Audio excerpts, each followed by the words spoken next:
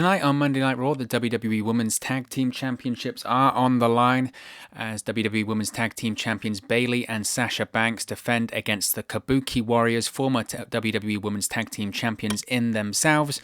Should be a really, really fun match tonight, I think.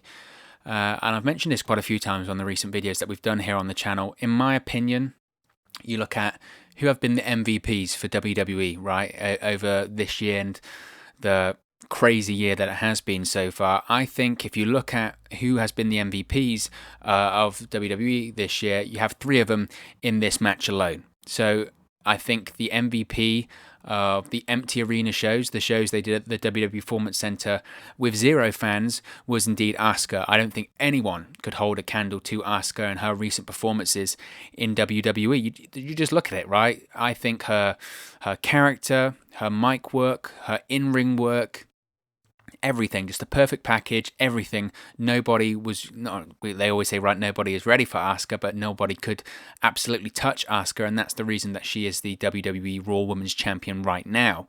Fast forward into this next phase of this pandemic era inside WWE, and I would have to say that the MVPs of this era of WWE, when we've got fans back in the Performance Center, even though they're NXT Performance Center recruits, they have to be, the MVPs have to be Bayley and Sasha Banks. Ever since Bayley and Sasha Banks have won the WWE Women's Tag Team Championships, and you've got to remember, at the time that they did win the WWE Women's Tag Team Championships, there were a lot of people that were saying, do they really need it? Should they have it? Alexa Bliss and Nikki Cross were doing a fine job, etc., etc. Well, obviously, they were proved completely wrong because Sasha Banks and Bayley have just been on another level ever since they won the WWE Women's Tag Team Championships last month, because they've done what should have been the case when it came to these WWE Women's Tag Team Championships in the first place. The real unique and fun thing about the WWE Women's Tag Team Championship was that it could be defended across all three brands. It wasn't a brand exclusive title. You could appear on Raw, you could appear on SmackDown, you could appear on NXT, and nobody's really used that to much effect in the past. Yes, we saw, Alexa Bliss and Nikki Cross make a token Raw appearance, or the same with the Kabuki Warriors. Asuka might appear on a SmackDown to facilitate the feud for WrestleMania between Alexa Bliss and Nikki Cross and the Kabuki Warriors, but no one's really done anything about it. And yes, obviously, when we were in arenas, and Raw and SmackDown were on we're in different towns and different buildings. Logistically, that's hard, right? Because you know that NXT is always going to be in Florida every week from Full Sail. But if you're in Boston on a Monday and then on Friday you're in a different city, say, I'm not sure they would go to East or West Coast, but say they were in Los Angeles on a Friday for SmackDown, you're having to go from Boston to Florida to LA. That's an insane travel schedule for a championship in the WWE Women's Tag Team Championship, which, no disservice or discredit here, isn't as important as a world champion or a women's champion or anything like that. So it's difficult logistically to do. So obviously with the pandemic and having Raw and SmackDown being taped out of the WWE Performance Center and NXT being taped in Full Sail, it's a lot easier to do that. But Sasha Banks and Bayley have done that better than any other tag team has whilst they've been the WWE Women's Tag Team Champions. They've appeared on Raw, they've appeared on NXT, and obviously they're appearing on SmackDown because that's their brand that they have been drafted to. But I think the amazing thing about it, and this is my point that I try and make very often when it comes to Sasha Banks and Bayley at the moment, in that they're appearing on 3 shows a week most weeks. I mean, they're not always appearing on NXT, but recently they have been. If they're appearing on all 3 brands, that means they potentially, you've got 3 hours of Raw, 2 hours of NXT, and 2 hours of SmackDown every week. That's 7 hours of television every week that potentially Sasha Banks and Bayley could be involved in. Not only is the work rate involved just to be involved in all of that spectacular, but they're appearing on all 3 shows and being seen on so much television every week, and yet they don't feel overexposed. Me, as a fan, I'm always wanting more, and I'm always excited as to what they deliver, which, it has to be said, that's a credit to both of them, isn't it? We roundly criticised Charlotte Flair recently for appearing on Raw, appearing on NXT, and appearing on SmackDown when she was the NXT Women's Champion. And the biggest argument there was Charlotte Flair, she feels overexposed, she's not needed on all 3 shows, give opportunities to other people, etc., etc. And maybe there are agendas when it comes to that, with that criticism of Charlotte Flair, and that's probably something to consider there. But Bayley and Sasha Banks, when they've been appearing on every show, they've just been knocking it out of the park. They just have been absolutely knocking it out of the park. All of their segments are great. Their promos are great. When they're appearing on commentary, it's great. They were the main event last week of Raw. I think they'll be the main event this week of Raw. Some people will say, well, that proves that they can't draw because the Raw final hour does terrible. The Raw final hour does terrible regardless of who's in the main event. So I wouldn't judge them by that. What I would judge is that Sasha Banks versus Io Shirai got over 900,000 viewers the other week on Wednesday. Io Shirai and Sasha Banks proved themselves to be legitimate draws. And on SmackDown recently, every time that Bayley and Sasha Banks appear, the ratings go up. The statistics are there. Some people will say, statistics are there to be manipulated, which is true. But I think they don't lie with how popular and how great Sasha Banks and Bayley are right now. And this also goes into the Raw Women's Championship match at Extreme Rules. Obviously, we have Sasha Banks going up against Raw Women's Champion Asuka. I've been saying on social media, and I'll say it again here, in my opinion, that match should be the main event at Extreme Rules. Will it be? I don't think so. The reason I don't think it will be is because of the other horror show matches that they're hyping up, they being WWE, of course.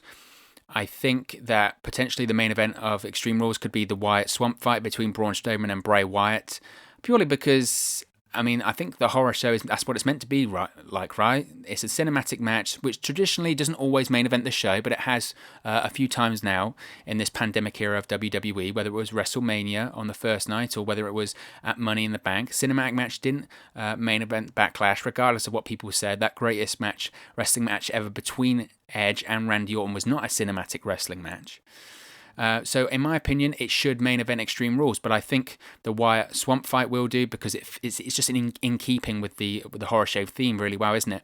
Or alternatively, the Rey Mysterio versus Seth Rollins match could be the match that main events the horror show at Extreme Rules, just because of the amount of work and effort that is going into it. I mentioned that the cinematic match at Extreme Rules will be Bray Wyatt versus Braun Strowman in the Wyatt Swamp fight.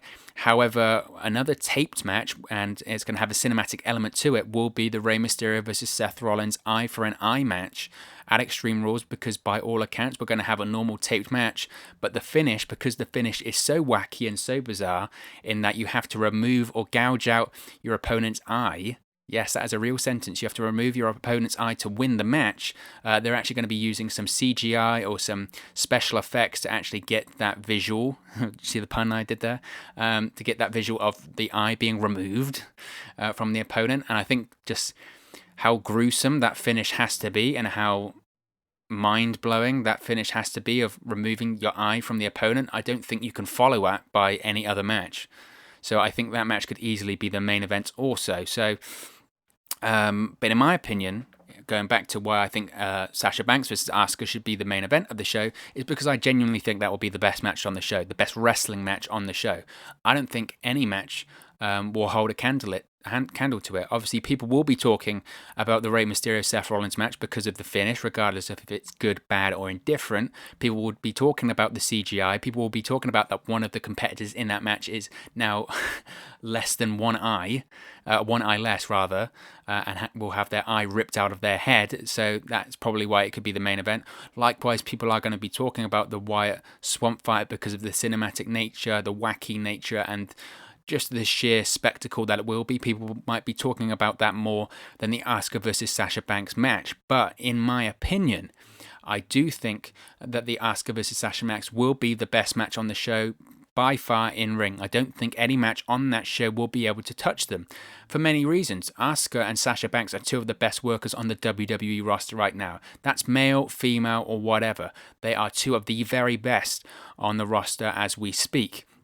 Sasha Banks recently, I mentioned about Bayley being on a roll, but Sasha Banks, arguably if you had to compare Bayley and Sasha Banks at the moment, Sasha Banks is on the ultimate role inside WWE right now. Whether it's having great matches on Monday Night Raw, having great matches on SmackDown, main eventing the first night of the NXT Great American Bash against Io Shirai, having a standout match there, defeating AEW Fyter Fest Night 1.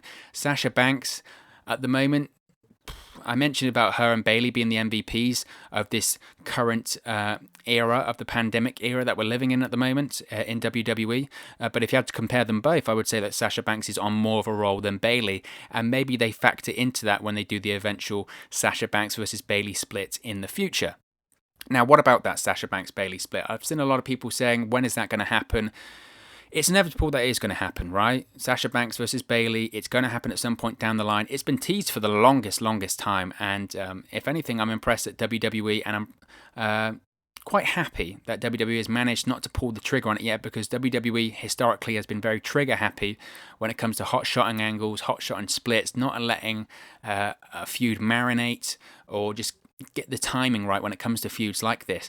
And I think obviously the pandemic has factored into that. Look, if we had WrestleMania at a sold-out Raymond James Stadium this year in Florida, I think we would have had Bayley versus Sasha Banks at that show for the SmackDown Women's Championship. Because we didn't have that stadium show, WWE decided to put the brakes on it and let this Bayley and Sasha Banks feud simmer and continue while they are still a tag team, and eventually putting the tag team championships on them.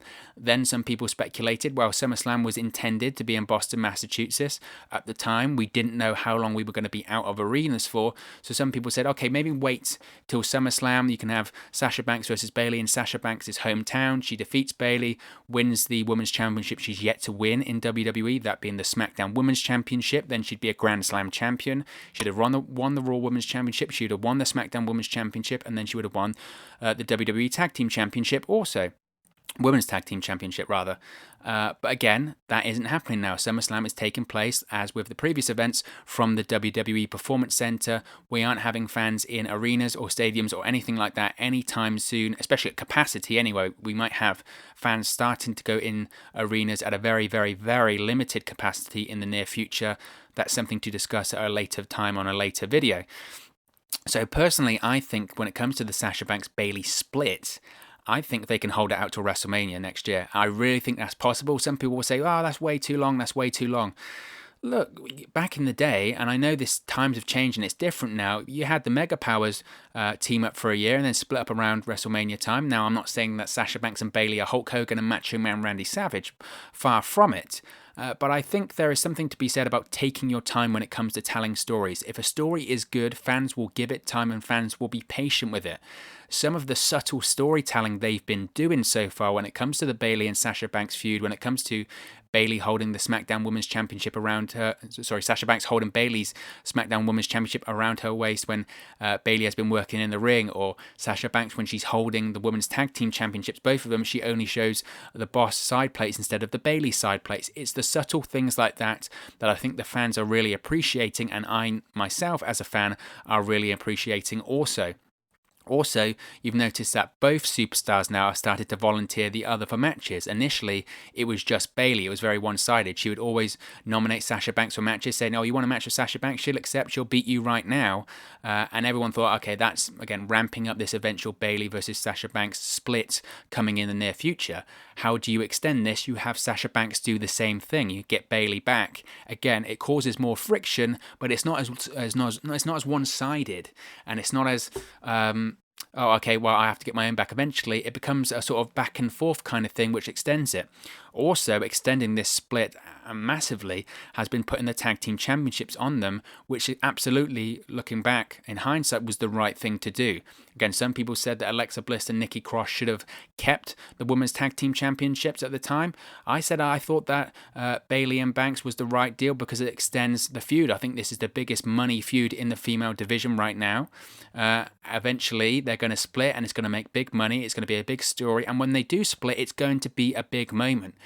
You think back to whenever they do like these big highlight reels of moments in the brand's history, when either it's Raw 25 or SmackDown, whenever they have like a 1000th episode and they show these highlights of big iconic moments in the brand's history. I truly think if they have Bayley turn on Sasha Banks on an episode of Friday Night SmackDown, it'll be an iconic Friday Night SmackDown moment.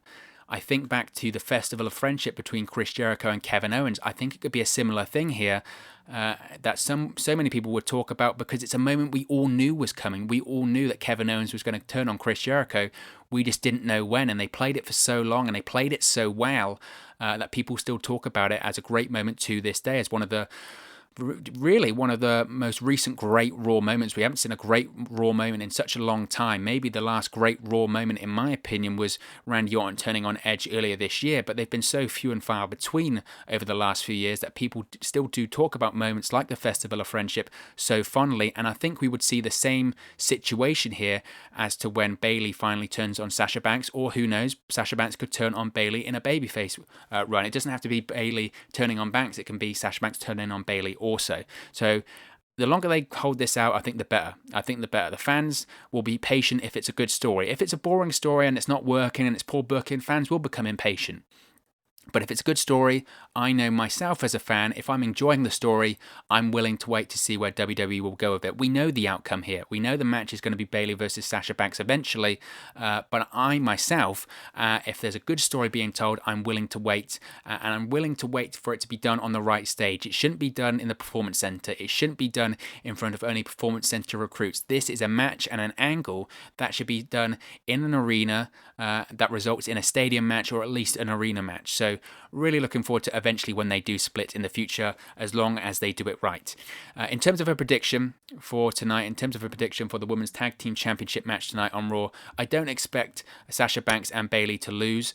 We know that Kairi Sane is likely to be leaving WWE soon, or at least going on hiatus soon. The plan is for her to go back to Japan to be an ambassador for WWE, or just to take some time off.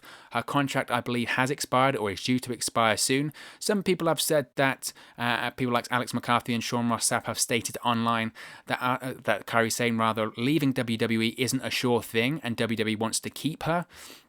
As of right now, we don't have any update whether she is going to stay or not, but I would be surprised if the Kabuki Warriors won the Women's Tag Team Championships right now, considering that Kairi Sane could soon leave the company. Of course, if they do win tonight, that's a pretty good indication that Kairi Sane will be sticking around for a while, but like I said, myself, I would personally keep the titles on Sasha Banks and Bayley, purely because having them on all three brands is absolute money right now, and it's one of the best things on each show that they appear on. So I'm going to go with Bayley and Sasha Banks to win this one. But what are your predictions for tonight's show? Will you be watching Monday Night Raw tonight? What do you think will happen in the main event between the Kabuki Warriors and Sasha Banks and Bayley for the WWE Women's Tag Team Championships? Let me know your thoughts in the comments section below. Don't forget to like, share, and subscribe to WrestleNews 365. You can do that by clicking the bottom right-hand corner of the screen right now. If you wait a few seconds, there'll be a subscribe button at the end of this video, along with another video for you to watch. Be sure to follow us on all of our social media platforms on the screen right now. It's at 365Wrestle on Twitter and at WrestleNews 365 on Facebook and Instagram. Thank you very much for watching, listening, streaming, or however you come across this video today, and I'll speak for you again very, very soon. Hey guys, thank you for watching, listening, streaming, or however you come across this video today. Be sure to click on the video on the right there to watch our next video, or click the bottom there to subscribe, or the bottom right hand corner. Thank you very much, and I'll speak to you again very soon.